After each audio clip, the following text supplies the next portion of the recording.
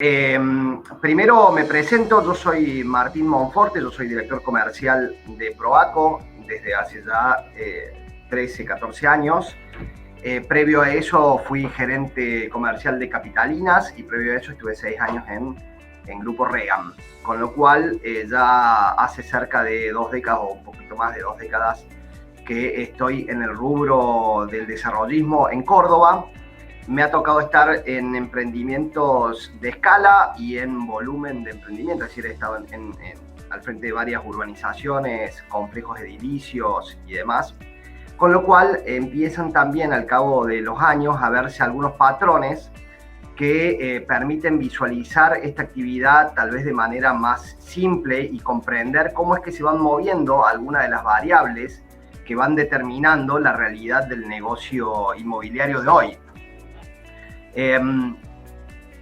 Empezamos por ahí porque me parece importante primero dar un pantallazo general de cómo está el mercado inmobiliario hoy. Al menos todo esto va a ser desde el punto de vista subjetivo que tengo yo acerca de la realidad, pero teniendo en cuenta cuestiones lo más objetivas que se puedan, es decir, tomando las variables del mercado que van determinando la realidad de los precios, la realidad del negocio de inversión, y también tratando de imaginar qué es lo que puede llegar a suceder para adelante. En cuanto a estas variables, vamos a analizar qué ha pasado en los últimos años con estas variables. Esto que ven acá arriba en blue, en azul, es el dólar blue. Esto que ven acá es el dólar oficial. Esto es el promedio de todas las variables. Acá están UVA e incremento del costo de la construcción. Y por último, acá abajo, el coeficiente de variación salarial. La realidad es que entre el año 2014 y el año 2018, es decir, en este periodo de 4 años, lo que hemos visto es un esquema inflacionario, porque esto va creciendo, como ven, pero de variables conjuntas. Es decir, que las variables se fueron moviendo en conjunto de acuerdo a la inflación. Esto termina, de alguna forma, neutralizando el efecto inflacionario y generando una realidad de aumentos de precios, pero que se corresponden con el aumento de los costos, se corresponden con el aumento del dólar, se corresponden con el aumento de los salarios, con lo cual, en definitiva, en lo que estamos en una espiral inflacionaria, pero que no produce ninguna diferencia de una variable con otra, con lo cual no marca ninguna realidad distinta en ese sentido. Acá, en julio del 2018 y para adelante, lo que empezamos a ver fue un desprendimiento de las variables respecto del dólar, y se acentuó en septiembre-octubre del 2020. Lo que vimos fue un pico de ese asentamiento, que es lo que hoy se llama brecha cambiaria. La brecha cambiaria es la diferencia que existe entre el dólar blue y el dólar oficial. Esto genera una situación de mercado que hay que verla con mucha atención y que es la que determina la realidad del mercado inmobiliario de hoy. ¿Qué está sucediendo hoy? Esta brecha cambiaria lo que hace es que el tenedor de dólares, billetes, encuentra una relación respecto de los costos, esto, repito, es el ICC, de los costos constructivos muy amplia. ¿Qué produce esto? Esto produce un abaratamiento del costo de la construcción en dólares en la misma medida en que se dé la brecha, es decir, una brecha del 100% es un 50% de diferencia en términos de precios, porque los costos constructivos han disminuido en ese porcentaje. Con lo cual, esto que estamos viendo ahora, que si bien si yo hago este mismo gráfico en el último año, las variables que tengo, yo no las tengo disponibles hasta los últimos meses, porque no todas las variables se publican en los últimos meses, pero estas variables están hasta abril.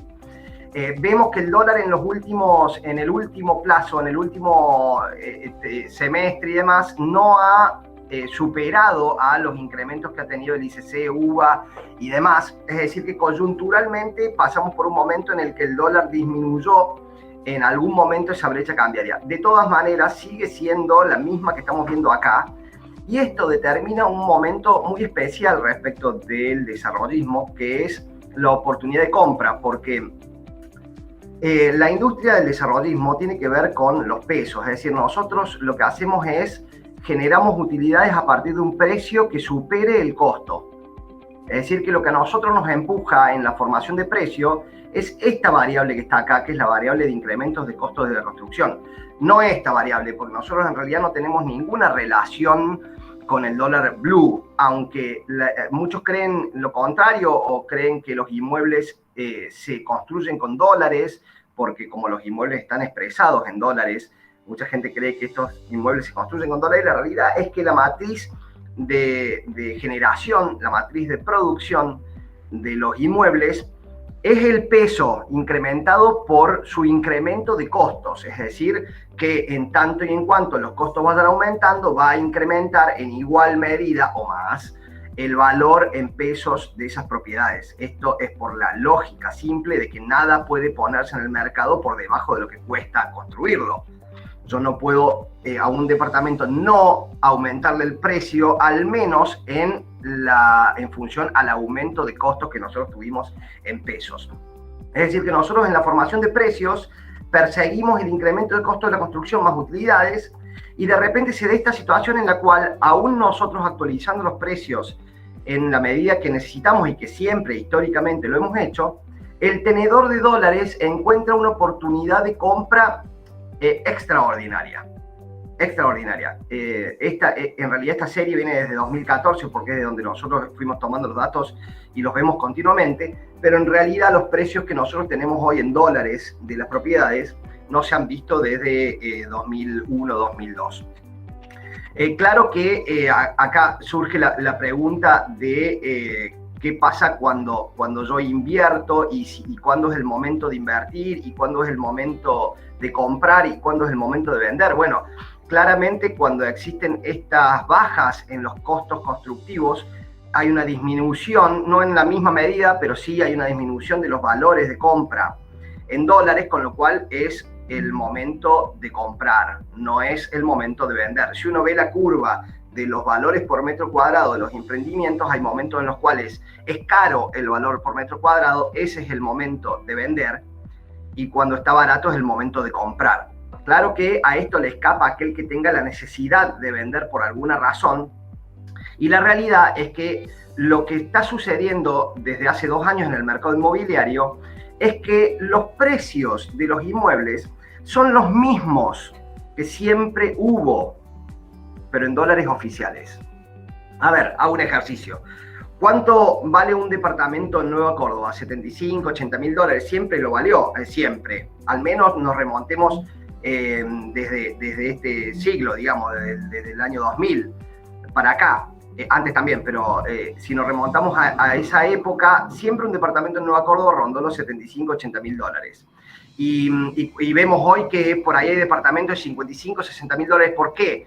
Porque la realidad es que siguen valiendo los mismos 75, 80 mil dólares que valieron siempre, pero en dólares oficiales. En dólares oficiales.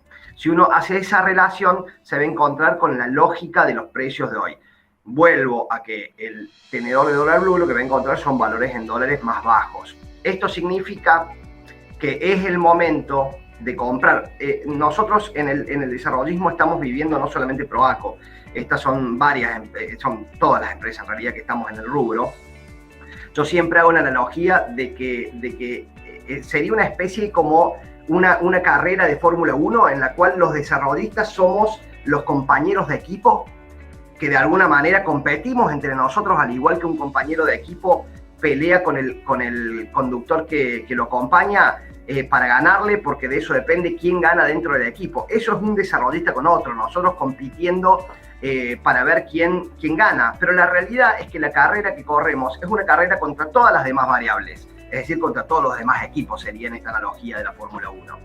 Esto significa de que en realidad nosotros tenemos nuestra carrera contra nuestro compañero de equipo, pero la realidad es que corremos contra las demás variables, corremos contra el turismo, corremos contra el dólar, corremos contra los bonos, corremos contra los plazos fijos. Y la realidad es que la pandemia lo que ha mostrado, no solamente esto que es fundamental, esto de la brecha cambiaria, que es para mí lo más importante de todo, que ha determinado nuestra realidad de venta de hoy, sino también la imposibilidad de viajar al exterior, la imposibilidad de hacerse, de hecho, de la moneda extranjera, la imposibilidad de ampliar la empresa y la realidad es que el excedente en algún punto es un problema. A ver, es un hermoso problema, pero cuando uno tiene excedentes tiene que pensar en cómo hacer para que eso no se erosione, para que eso no se pierda. Y la realidad es que en periodos largos de tiempo, es decir, hablando de estas inversiones y hablando de estos excedentes y hablando de esto, del fruto del trabajo, del esfuerzo, ¿qué termina siendo? Y bueno, y acá es donde aparece esto que les mostré hace un ratito, que es esta palabra, que es que termina siendo eso, y lo ideal es que termine siendo patrimonio. A ver, si uno tiene una empresa, en algún momento las ganancias de la empresa tienen que ser un patrimonio personal, porque la empresa puede tener vaivenes y en un momento estar muy bien y en otro momento estar muy mal, y si al final del cuento, si al final de la historia, cuando yo estoy en ese momento de jubilación, yo no fui capaz de generar patrimonio, pues entonces económicamente no funcionó. Y en este sentido es que el inmueble también acá toma un protagonismo fundamental, porque es una excelente herramienta de generación de patrimonio. No es fácil generar patrimonio, no es fácil pasar cosas a patrimonio. Es decir, ir pasando los años, ver para atrás y decir, bueno, esta es mi canastita y esto es lo que yo fui juntando y esto es lo que tengo y de esto es de lo que voy a disponer. Muchas veces coyunturalmente tengo algo, pero nada me asegura que en el tiempo, que con el paso del tiempo, sin tener necesariamente que atenderlo continuamente, yo tenga ese patrimonio. Y acá es donde el inmueble juega un papel fundamental. ¿Cómo se comporta el inmueble respecto de la erosión que tienen las inversiones respecto de inflación? Porque acá hay un tema argentino que es que todos los que tienen algún excedente tienen que hacer la lucha contra la erosión de la inflación. Bueno, acá como yo les decía antes, el ICC, el incremento de costo de la construcción, sirve de base de precio para la reposición. Es decir, que ningún inmueble puede incorporarse al mercado por menos de lo que cueste construirlo, con lo cual los precios siempre van a estar por encima de la curva inflacionaria que muestren los costos en pesos. Esta es la inflación natural. La inflación natural en pesos, con lo cual lo que de alguna manera garantiza esto es que nunca un inmueble va a valer menos de lo que cuesta construirlo, porque vivimos en un mercado en el que el crédito hipotecario no está presente. Porque si viviéramos en un mercado en el cual los inmuebles se construyen con créditos hipotecarios, entonces sí podríamos decir que puede llegar a existir una burbuja inmobiliaria que genere que la sobreoferta de productos genere mermas en el valor. No es el caso de la Argentina, porque acá todo lo que uno ve construido está pagado. O sea, cuando voy por la calle y veo un edificio construido, ese edificio no se le debe a nadie. Está pagado porque no existe crédito, nunca existió, con lo cual eso no tiene todavía un crédito por pagar, sino que eso ya está construido, ya está incorporado al mercado. Con lo cual todo lo que se incorpora por demanda. Ya vamos a ver el tema del déficit habitacional un poquito más adelante, que es el otro factor determinante de nuestra actividad respecto a lo que pueda suceder y que es evitable, que es pronosticable y que es inevitable también. Esto es una plaquita que yo mostraba hace muchos años atrás, pero que todavía sirve porque tiene que ver con el crecimiento demográfico de la ciudad de Córdoba. Esto es un censo, esto es un muestreo del censo de 1960, en el cual la ciudad de Córdoba tenía 500.000 habitantes y en el censo de 2010, el último censo, tenía 1.330.000. Hoy sabemos que estamos muy por encima de ese número y que en el 2020 debiéramos haber hecho el censo y no lo hicimos por la pandemia, pero la realidad es que en 50 años se triplicó la cantidad de habitantes de la ciudad de Córdoba y esta curva de crecimiento demográfico es inevitable en tanto y en cuanto nazcan niños, en tanto y en cuanto tengamos inmigración como tenemos nosotros de las demás provincias y de otros países y demás. La ciudad va a seguir creciendo. El crecimiento demográfico es algo que hay que calcularlo como algo cierto en la mayoría de las ciudades del mundo, porque el mundo va creciendo en cantidad de habitantes también, a pesar de que lamentablemente el coronavirus ha impactado un poco en eso, lamentablemente, pero bueno, pero el crecimiento demográfico es algo inevitable de todas las ciudades. Y acá les traigo algunos casitos un poquito más concretos, tal vez pintorescos, de cosas que en realidad todos ya conocemos, pero hay veces que hace falta que nos muestren la foto para verlo en realidad. Y estas son fotos satelitales de dos puntos de Córdoba que ya han tenido un desarrollo urbano muy importante. Esto tiene que ver también con que son tierras en las cuales se desarrollan casas, entonces ocupan superficie de tierra más rápido de lo que lo hace la incorporación de estructuras edilicias, en la cual se incorporan muchas unidades en un espacio un poquito más chico de suelo. Pero esto es para que se visualice, porque es más fácil verlo así. Esto es Nuevo Poeta Lugones en el año 2018, esto es Nuevo Poeta Lugones en el año 2001 y esto en el año 2018. Esto es lo que sucedió en esa zona de Córdoba, como en tantas otras, por ejemplo en la zona de Valle Escondido. En el año 2003, esta es una foto del año 2003, y esta es una foto del año 2015. Estuve buscando, no han actualizado mucho todavía las fotos satelitales de esta zona, pero sirve igual el concepto. O sea, esto sucede en toda la ciudad de Córdoba. La ciudad de Córdoba va creciendo y acá vemos la razón por la cual esto tiene que suceder. Es decir, no es caprichoso el crecimiento demográfico. Esto es un cálculo del déficit habitacional de la ciudad de Córdoba proyectada desde el 2017 al 2025. Teniendo en cuenta dos segmentos, el segmento rojo, que es el segmento más vulnerable, que es el que tiene tal vez el déficit habitacional más evidente, y el naranjita, que es el segmento en el cual participan 2 salarios o más, con lo cual esto tiene que ver con, en algún punto, la clase media. Y la realidad es que el déficit habitacional uno lo entiende como una cuestión que tiene que ver con únicamente la gente carenciada y demás, y déficit habitacional es que yo no tenga a dónde ir a vivir. Eso es en principio, que yo tenga que, bueno, en este caso acá hay algo de cohabitación y vivienda precaria y demás, pero la realidad es que estamos hablando, por ejemplo, de que en el 2001 se generaron 42.000 unidades habitacionales nuevas de necesidad para cubrir el crecimiento demográfico. Y acá yo les voy a mostrar el stock de departamentos total que muestra la Cámara de Desarrollistas Urbanos de Córdoba, que nuclea cerca de 50 empresas más importantes del desarrollismo de Córdoba, y podrán ver acá que el stock total de departamentos de la Cámara es de 1.000 unidades. O sea, vuelvo hacen falta 100.000 en realidad, ¿no? 60 más 40, pero solo considerando 40.000 unidades nuevas. Consideremos dentro del segmento en el que por ahí podemos encontrarnos 10.000, 15.000 unidades nuevas que se generan por año de necesidad habitacional. Y estamos hablando de que la SEDUC entera tiene un stock de 1.000 unidades. O sea, cuando uno dice se incorporan un montón de departamentos, se incorporan un montón de edificios que no hacen falta, no es que no hacen falta, es que hacen falta muchos más en realidad. Por eso es que el crédito hipotecario pasa a ser un problema tan serio. Estamos hablando, claramente acá no estamos hablando de departamentos, o sea, estamos cruzando dos variables que no son del todo congruentes, que este es necesidad habitacional general, o sea, casas, lotes y demás para construir dúplex, departamentos, todo lo que tenga que ver con unidades habitacionales, y esto tiene que ver con el stock únicamente de departamentos. Esto hay que sumarle todas las casas que hay demás, o sea, que la oferta de productos obviamente que es mayor que esto, pero la Cámara de Desarrollistas Urbanos de Córdoba tiene un stock de 1.000 unidades hoy anotadas para poner a disponibilidad del mercado.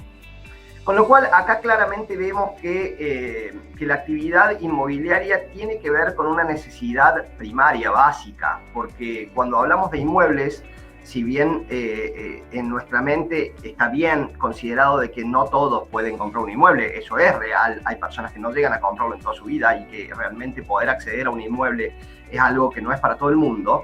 Esto tiene que ver con la necesidad de habitación que tiene la población en general, no necesariamente el dueño de la unidad, esto es el alquiler, esta es la necesidad de tomar una unidad para vivir, y esto es lo que puede llegar a quedar vacante en el mercado respecto a la necesidad que existe. Y en ese sentido vamos a tocar un tema que tiene que ver con el alquiler y todo lo que se habla de que un inmueble muchas veces lo que tiene o lo que ha tenido ahora ha sido una merma en el porcentaje de retorno que dan los alquileres de manera anual. Esto es cierto, está claro, ya vimos la brecha, con lo cual obviamente que si la brecha es de un 100%, se van a reducir a la mitad todas las variables. Entonces, si existía una tasa de retorno por renta del 4.5% naturalmente en el mercado inmobiliario, es lógico que estemos hablando de un 2.2, 2.5 de retorno de renta en términos de alquiler. Lo que pasa es que la realidad que me ha tocado ver, por lo menos a mí, es que el inversor inmobiliario no invierte por la renta inmobiliaria. Ahora voy a tratar de aclarar el concepto. La mayoría de las personas invierten por resguardo patrimonial, invierten para generar patrimonio, invierten para comprar en un buen momento, vender en un buen momento también, pero para vender y volver a comprar en un buen momento para comprar y generar este giro, y que este giro permita que en el paso del tiempo uno vaya capitalizándose y generando patrimonio. Esto es, al menos desde mi punto de vista, lo que prima en la decisión de inversión de la mayoría de las personas que compran inmuebles. Porque la realidad es que un inmueble no sostiene mensualmente a una familia, o para poder sostener con las rentas mensuales de un inmueble una calidad de vida, y hacen falta varios inmuebles, hacen falta muchos inmuebles, generar mucho patrimonio en ese sentido. Pero lo que es importante es pensar en cuál es el patrimonio que yo voy generando, porque esto es lo que mueve la mayoría de las inversiones, sobre todo en los inmuebles en pozo, ¿no? Que muestran diferencias entre los valores de compra y los valores de venta respecto de sus plazos constructivos. Son más baratos cuando recién se lanzan, y cuando están terminados y ya no hay más para vender y ya pueden ser usados y demás, ya toman la carga completa de valor. Esto es empezar a alejarse del costo. Empiezan muy cerquita del costo constructivo, y a medida que se van consolidando los flujos y ya aparecen las consolidaciones completas del emprendimiento, es que el valor por metro cuadrado va creciendo. Y ahí es donde la renta, es decir, el departamento, juega un papel fundamental, porque no es que me sostenga por mes, es cómo es que esa renta me ayuda a generar mejores variables de generación de patrimonio. Y acá hay un tema importante, que es que las inversiones inmobiliarias deben evaluarse con la variable del análisis de TIR, que es la tasa interna de retorno, que se calcula en función de cuánto invertí yo inicialmente, cuánto vendí, o sea, cuánto recuperé en el final del camino en esa inversión, pero cómo esa inversión se comportó en el medio, porque eso es determinante de qué es una buena inversión y qué es una mala inversión. No buena y mala, pero cuál va a funcionar mejor en términos de TIR y cuál va a funcionar peor. Para esto les traigo un ejercicio que yo siempre hago, un ejercicio muy simple, pero que por ahí lo ilustra mejor de lo que lo puedo hacer yo con palabras. Y es el caso 1, una persona que compra un inmueble en $50.000 y lo vende en $80.000. ¿Sí? O sea, el caso 1 es una persona que compra un inmueble en $50.000, lo vende en 80. El caso 2 es una persona que compra un inmueble en $50.000 y lo vende en 100. Es decir, en el primer caso hay $30.000 y en el segundo caso hay $50.000 de ganancia. Esto es un ejercicio. Esto no. ¿Cuál de los dos casos fue mejor inversión? ¿El caso 1 o el caso 2? ¿El caso 1 en el que se compró en 50 y se vendió en 80? ¿O el caso 2 en el que se compró en 50 y se vendió en 100? Bueno, así, visto de esta forma, claramente pareciera que el caso 2 es el caso en el que se hizo mejor negocio inmobiliario. Bueno, a ver, analicémoslo. ¿Quién hizo mejor negocio? El caso 1 compró en 50.000, vendió en 80.000. Es un departamento el caso 1. El caso 2 compró en 50.000, vendió en 100.000. Es un lote el caso 2. En el caso 1, el departamento recibió rentas anuales por $1.200. Estos son unos 15.000 pesos anualizados a dólar blue. Pero bueno, no importa. Es más o menos para tener un número. No es para discutir cuál es la renta. 1.200, 1.800, 1.500. Va a depender de cómo se mueva esa variable del departamento. Pero tiene una renta. Suponemos que tiene una renta mensual. En el caso 2, el lote no tiene una renta mensual y paga gastos comunes. Paga expensas. Con lo cual, si yo dejo que pase este tiempo, si yo dejo que pasen 10 años y el inmueble tuvo renta en el medio, entonces su tiro va a ser del 6.2 contra el caso 2, que a pesar de haber comprado en 50 y haber vendido en 100, como tuvo un pasivo durante estos 10 años, generó una tasa de 5.95. Es decir, que en este caso, esta tasa es superior a esta tasa. Es decir, que analizado de esta manera, el caso 1 hizo mejor negocio que el caso 2. Quien compró un departamento hizo mejor negocio que quien compró un lote. Y esto no tiene que ver con si se sostuvo con esa renta, si esa renta sirvió para algo o no sirvió para algo. Es que durante su espera, durante su estadía en el patrimonio, pudo generar activo y no pasivo, que es el caso de lo que genera gastos y no ingresos. Bueno, acá ya también para no cansarlos, hasta acá fue un pantallazo general de qué es lo que veo yo, repasamos un poquito, hay una brecha cambiaria muy importante, hay una oportunidad coyuntural de un dólar que permite comprar a valores en dólares muy baratos, nosotros somos constructores, nuestros precios están atados a los costos, con lo cual en tanto y en cuanto los costos constructivos estén bajos, nuestros precios van a ser siempre convenientes. A medida que ese costo constructivo aumenta, nosotros tenemos que aumentar los precios necesariamente, no podemos ponernos por debajo de lo que repone. Y existen muchas variables que están marcando la necesidad habitacional. Vimos el déficit, vimos el crecimiento de la ciudad y vimos que hoy hay muchas de las variables en las cuales por ahí se invierten esos dólares que no existen, caso viajes y demás. Con lo cual concluimos de que particularmente, coyunturalmente, estamos en un buen momento de inversión.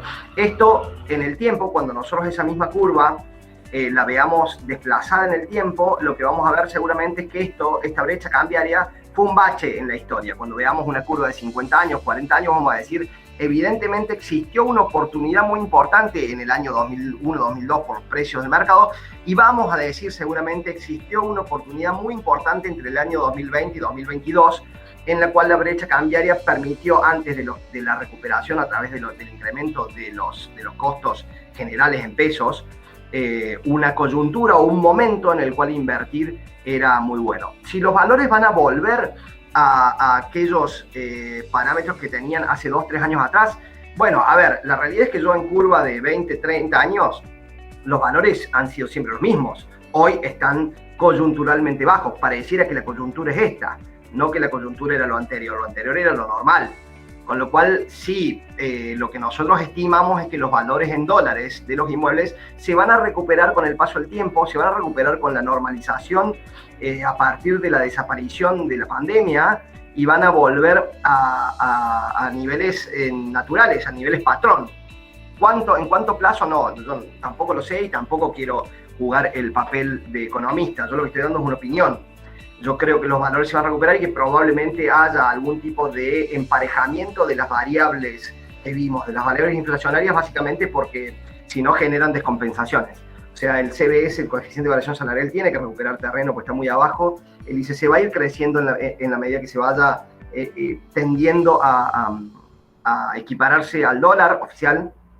Y veremos qué pasa con el blue. Pero el blue, que siempre creció en el último año o en el último semestre, a algunos que apostaron al crecimiento del dólar blue les pegó un cachetazo, porque la realidad es que el dólar de aquellos 190 pesos de octubre del 2020 a los 170 pesos que tiene hoy, todavía está en baja un año después. Entonces, el que por ahí se quedó en dólares hace un año atrás, hoy tiene menos. Bueno, vamos particularmente a Opera Plaza, que es para lo que nos convocó esta charla, y acá les quiero contar brevemente cuáles son las cuestiones que empujaron a la generación de este proyecto, tal como ustedes lo conocen y tal como lo vamos a ver. Yo les voy adelantando que es un proyecto que a mí me gusta muchísimo, me gusta mucho porque lo hemos trabajado durante mucho tiempo a este proyecto. Este proyecto realmente le pusimos todo lo que fuimos recogiendo en estos años, todo lo que fuimos viendo, pero fundamentalmente en este proyecto en particular pudimos entender nosotros algo que estaba pasando en el mercado inmobiliario a partir de la aparición de la pandemia. Y es que los inmuebles, a partir de la aparición de la pandemia, dejaron de ser únicamente inmuebles para pasar a ser parte de nuestra vida. Es decir, hoy nosotros pasamos más tiempo en nuestras propiedades de lo que pasábamos antes de la pandemia. Antes, por ahí, en algunos casos, hasta los departamentos eran dormitorios. Es decir, yo pasaba todo el día trabajando en la oficina, por ahí llegaba tarde y lo único que hacía en el departamento era comer algo y dormir. La realidad es que la pandemia y el home office ha mostrado que los espacios de vivienda pueden ser espacios de trabajo. Es decir, yo puedo trabajar y vivir en el mismo lugar, y esto resignifica el tema de la calidad de vida que proporciona un departamento. Es decir, ya el departamento no es solamente comer y dormir, es vivir, trabajar, pasearme, hacer mi vida en la unidad. Con lo cual, hemos visto en el mercado inmobiliario que en las unidades commodity, es decir, los departamentos entre medianera, los departamentos sin prestaciones, sin amenities, perdieron mucho más valor de lo que perdieron las unidades habitacionales que producen calidad de vida, es decir, los que tenían espacios verdes. De hecho, ejemplo claro son las casas country, que no perdieron prácticamente valor en esta pandemia, y es porque la gente empezó a priorizar mucho más de lo que lo hacía antes el verde. El estar trabajando y salir a un parque verde, poder pasearme en un espacio verde, poder tener pileta, poder tener un bar, poder ponerme a trabajar en un espacio cómodo en el que no tenga, por ahí en algunos casos, los chicos colgados de la espalda, en otro caso el ruido de alguien hablando muy cerca. Bueno, estas necesidades aparecieron con la pandemia y tal vez aparecieron para quedarse. Yo no sé si esta modalidad de home office se va a mantener tal como la estamos viviendo hoy, pero lo más probable es que haya una conjunción de ambas cosas, es decir, del modo urbano en el que nosotros nos movíamos antes de la pandemia y el modo residencial al que nos llevó la pandemia. Entonces pensamos un proyecto que por sus características geográficas está ubicado muy próximo a la ciudad universitaria, al frente de la UTN de hecho, pero al frente también incluso de la ciudad universitaria, muy próximo al hospital privado, a 20 minutos a pie de la Plaza España, es decir, es una ubicación geográfica céntrica, porque esto es lo que tiene la zona sur, que si bien es zona sur, es muy fuerte, al igual que la zona norte, son zonas residenciales muy fuertes de Córdoba, las más fuertes. La zona sur tiene, a diferencia de la zona norte, la proximidad al centro, es decir, la zona sur y el centro son primos hermanos. Son hermanos, diría, y tal vez el primo sea la zona norte. La zona sur está en el centro, pero pensar en un emprendimiento que compatibilizara la calidad de vida residencial con esta cuestión urbana de proximidad al centro. Y ahí es donde empezamos a pensar un proyecto que tuviera obviamente la solución habitacional de los departamentos, pero con unidades que se asemejaran a casas aterrazadas para dar la posibilidad a quien quiera vivir en este tipo de complejos, pero con asadores, patiecitos y demás, a quien vive en un departamento como lo que sería un departamento entre medianera en el centro, pero con un espacio de coworking, que ya lo vamos a ver, con un bar, con una pileta, con un paseo, con una plaza. Y esto forma parte de la unidad, porque cuando uno vive en un complejo de este tipo, si bien el departamento es el departamento, esto sería como tener una casa en la cual el dormitorio es el dormitorio, pero la pileta es la pileta y el patio es el patio. Bueno, acá es tener el dormitorio en mi departamento y tener el patio y la pileta en el complejo. Acá vemos que tiene un espacio social no solamente determinado por la pileta, sino también por este espacio de coworking y de gimnasio y snack bar y demás. Y una conjunción de unidades acá que genera también una cuestión de vistas y demás muy placentera. Entrar a un lobby de las torres entre el verde del paseo central, estas unidades que vemos acá, que son estas unidades aterrazadas que generan este verde, como para que la sensación sea similar a la que tiene una casa con su patio. Acá lo estamos viendo, este es un departamento de los más altos de ahí de Opera Plaza. Acá tenemos una terraza, esto tiene una cuestión no solamente de verde, sino de vistas y demás, que, repito, con la pandemia, todas las cuestiones que tienen que ver con cuánta calidad de vida produce el inmueble en todas estas horas en las que yo voy a pasar en el inmueble, que son muchas más de las que pasaba antes, le dan el valor. Más todavía cuando yo tengo la posibilidad, por ejemplo, de bajar con mi compu y trabajar ahí en un espacio que esté preparado para eso, para que yo pueda, si necesito salirme del departamento y tener un espacio preparado para que yo pueda trabajar en el mismo lugar, o hacer ejercicio en el mismo lugar, o hacer compras. Acá nosotros tenemos, si bien tiene mucha proximidad al centro y tiene mucha solución en proximidad, también vemos esta idea de mercado barrial que es sobre calle Bellardinelli, locales comerciales que van a dar soluciones a los habitantes del complejo en cuanto a los servicios y compras y demás. Y acá lo que vemos es que es una posición que nos da también la idea de verde y de área despejada, ¿no? Porque estamos hablando de un lugar que está a 20 minutos de la Plaza España, pero que a su vez tiene estas vistas y no tiene esto de salir al balcón y ver un departamento contrafrente o tener muy próxima alguna unidad. Es un terreno muy importante en el cual los espacios que quedaron verdes son muy importantes, y tiene una plaza que también dio origen al nombre en algún punto, una plaza que, si bien es pública, está vinculada al emprendimiento y de hecho va a ser materializada por nosotros. Va a ser una plaza muy linda, con rejas, que va a ser parte del emprendimiento.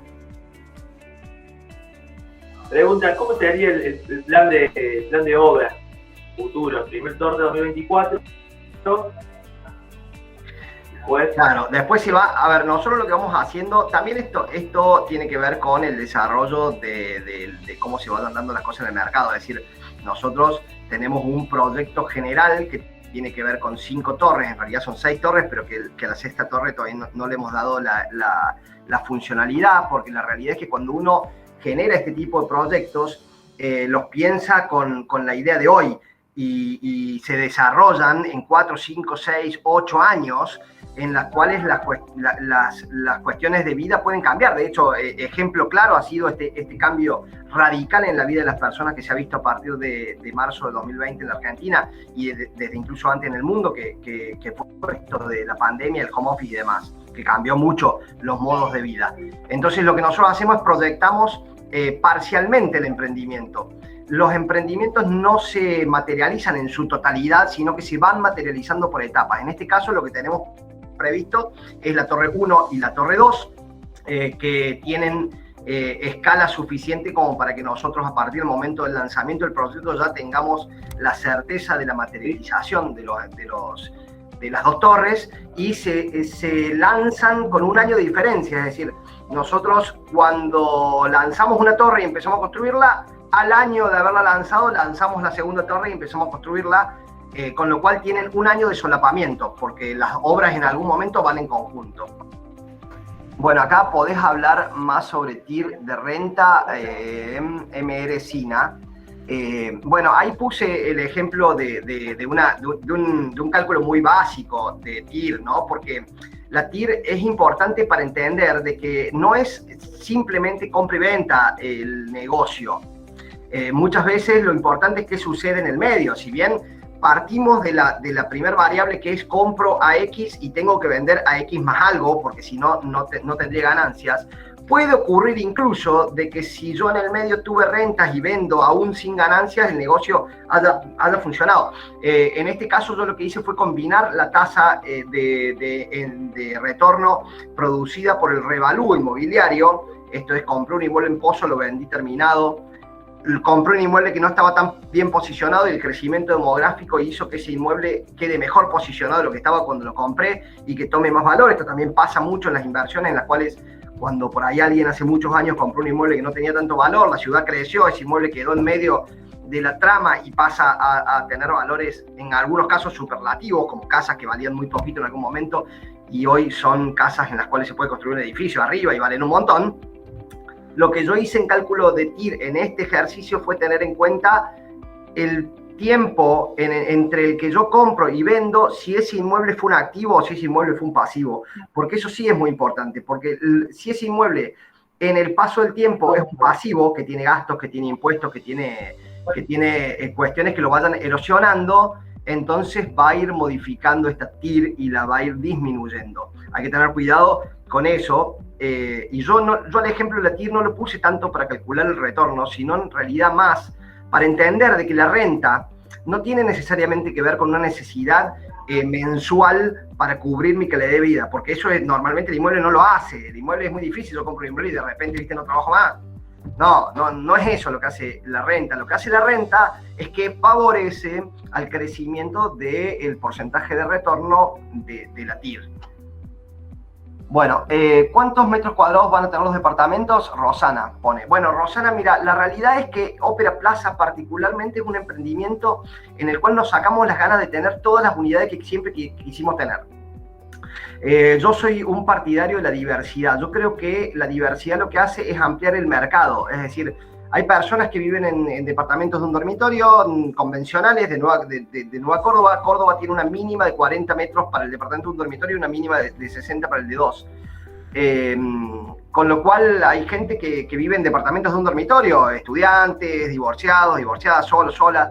Es decir, que esa unidad, de hecho, es la unidad que más dinámica y movimiento tiene en el mercado de Córdoba. Hay dos. En cuanto a lo residencial, el departamento de un dormitorio chico es el que más se mueve, y en cuanto a lo urbanístico, los lotes de 250, 300 metros son los que también tienen la mayor cantidad de volumen de movimiento y tienen la mayor dinámica. O sea que Ópera Plaza tiene estas unidades que se encuentran en Nueva Córdoba, el departamento de Nueva Córdoba, pero tiene variaciones de esa unidad en cuanto a la posición de la cocina, cocina separada, cocina no separada, balcones más grandes, balcón adelante, balcón atrás, y empieza a tener como muchas unidades, muchas tipologías, hasta ir a tamaños más grandes, unidades de 2 dormitorios convencionales, como la que tiene o muestra mucho Nueva Córdoba, hasta llegar a unidades que empiezan a tener estos patios, estas terrazas, estos lugares con asadores y demás, que son unidades extraordinarias que no se ven mucho en el mercado inmobiliario, de las cuales no tenemos un número acotado, que son las unidades que aparecen en los pisos más altos donde empieza a terrazarse el edificio. Es decir, que Rosana tenemos 15 tipologías distintas, hay muchas unidades. Eso en la presentación de Plaza, si te lo pasamos, podés recorrerlo o podés entrar a la página de Plaza y ahí están las tipologías, y recorrerlas son muchas, hay tipologías de todo tipo. ¿Cuándo comienzan las obras y cuándo estiman estén listas las 2 primeras torres?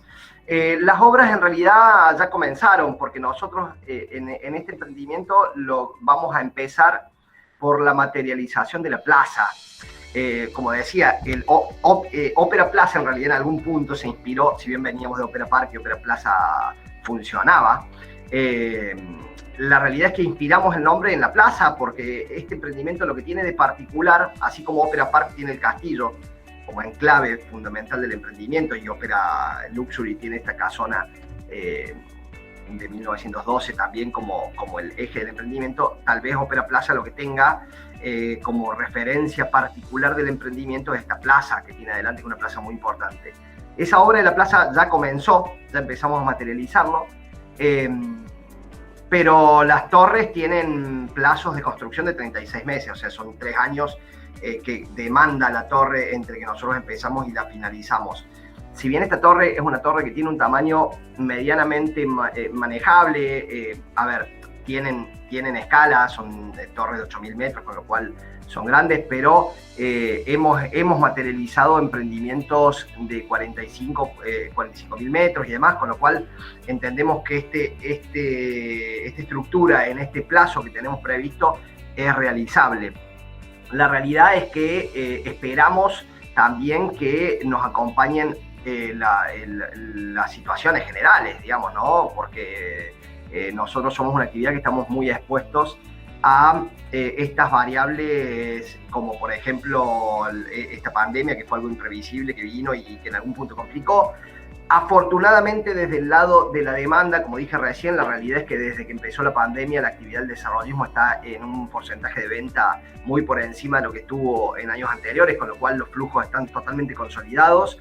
Y lo importante de lo que dije inicialmente, nosotros como empresa, ya después de 13 años, hemos ido girando el capital de la empresa en generar un capital de trabajo suficiente como para poder enfrentar los compromisos sin tener necesariamente la necesidad de venta.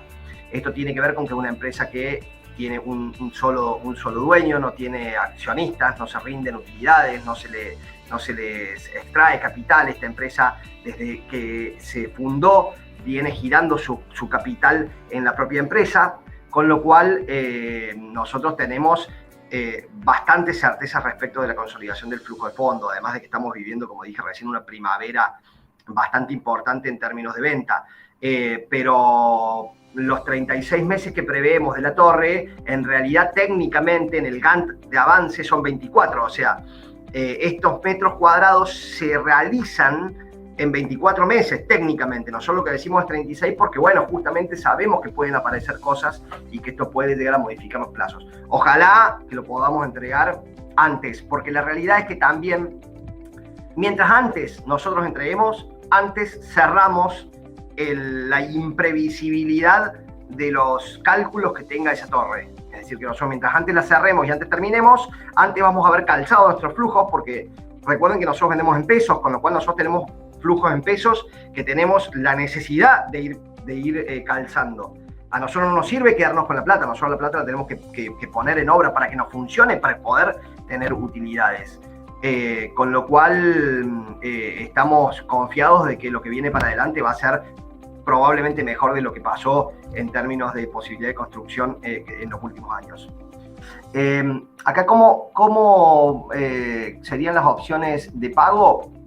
Nosotros tenemos para cada uno de los emprendimientos opciones de pago diferentes, y la realidad es que en el fondo de la cuestión, cada una de las operaciones que hacemos en algún punto responde a la realidad económica de quien está comprando y no de quien está vendiendo. Es decir, lo que determina las condiciones de compra normalmente es la situación de compra que tenga el comprador, la situación económica que tenga el comprador.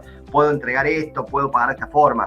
Pero en todos los casos existe un formato general que es una entrega inicial de entre el 30 y el 40%, y después el resto en avance de obra, o sea, en iguales meses de los que quede construir por delante, más un año, normalmente un año más. Es decir, que acá en Ópera Plaza tenemos hasta 60 cuotas, y 60 y 48 cuotas, dependiendo si es la Torre 1 o la Torre 2, y tenemos particularmente la posibilidad de hacer entregas del 20% en lugar de este 30-40% que pedimos normalmente. Esto tiene que ver con una postura de salida del proyecto al mercado, y por otro lado también tiene que ver con que nosotros estamos viendo nuestros flujos consolidados y tenemos la realidad que tenemos alta disponibilidad de capital actualmente, con lo cual no tenemos la necesidad de generar entregas iniciales más altas, con lo cual con 20%, que en realidad tiene que ver más con el impacto que la tierra tiene sobre el proyecto, es pagar la tierra, digamos. Cuando uno paga el 20% inicial, lo que está haciendo es pagando la tierra, la incidencia, el porcentaje de tierra que tiene mi unidad, y el resto es consolidar el flujo de fondo en el paso del tiempo. Es decir, lo que estamos diciendo ahí es entreguen lo que tenga que ver con la tierra y después vayan dando o vayan pagando mensualmente cuotas que nos permitan construir en el tiempo. Pero esto de la forma de pago, lo mejor es repasarlo con alguno de los chicos, con quien los esté asesorando, o pedir asesoramiento, porque la realidad es que esto hay que hacerlo a medida dependiendo de la realidad de cada uno. Bueno, estamos en horario. 11:30 era la idea terminar, 10:30 empezar, 11:30 terminar, con lo cual estamos en horario, no les quiero robar más tiempo. La realidad es que, bueno, les agradezco haberme dado la posibilidad de este espacio. Como podrán ver, a mí me encanta este tipo de charlas, y estoy a disposición de cualquiera que quiera hacer alguna pregunta y demás. Ahí les van a pasar nuestros contactos para que nos puedan contactar, sea para averiguar, sea para comentarme algo, sea para que sigamos la charla. Yo agradecido y a disposición. Por ahora los saludo y les agradezco que hayan estado en la charla. Muchas gracias.